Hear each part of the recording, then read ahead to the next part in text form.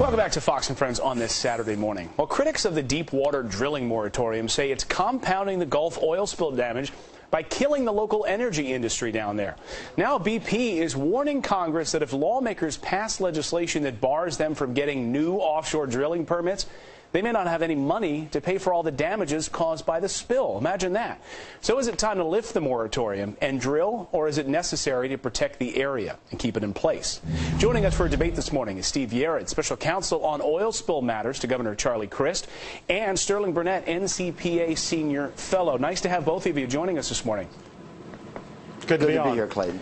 Steve, let me start with you. You support the drilling moratorium down there, but to BP's argument, they say, look, we won't have the money in place to pay for all of the victims and all of the damages if this moratorium stays in place. What do you say to them? Are you buying that?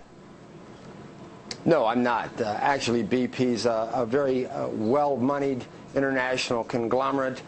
This represents 25% of their overall profit annually. It's $5 to $7 billion in the Gulf.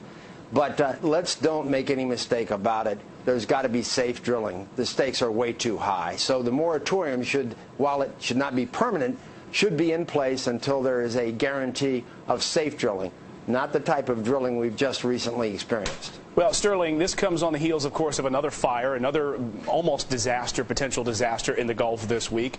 And following that story, do we need, to Steve's point, to have a safe moratorium in place and go forward with stricter rules for Gulf drilling? Clayton, we've got 14,000 wells operating around the world today. They spill, over the past 20 years, they spill 1/1000th of 1% of all the oil they produced into the waters. They introduce less oil into the waters than our oil tankers. The fact is, we need this oil, or we'll become even more dependent on foreign oil in this country. So you're buying BP's argument that they're not going to be able to pay victims back if they're not allowed to drill in the Gulf. But what about Steve's point, which this only accounts for a portion of their proceeds? I didn't say that. I said America needs the oil. I don't know BP's particular situation and whether they need new revenues from new production. Their old production is not being shut down to pay off their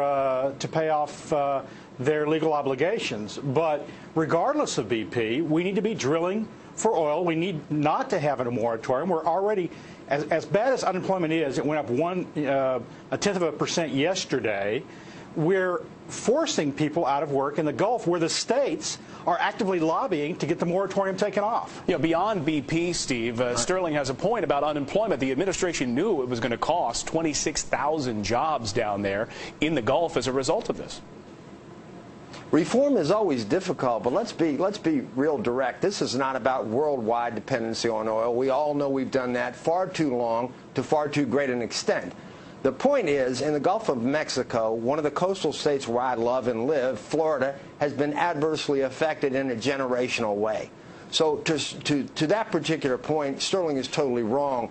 They have spilled more oil, 4 million barrels of oil, in the last 4 months of this oil spill than was spilled in 50 years. We got to leave it there. I don't know about the percentages, but let's stop this. We want safe drilling or no drilling. The choice is simple, and as far as BP paying, believe me, they're going to pay. Steve and Sterling, we appreciate you joining us this morning for a debate on this. You're welcome. Thanks, guys. Good to be here. Coming up on the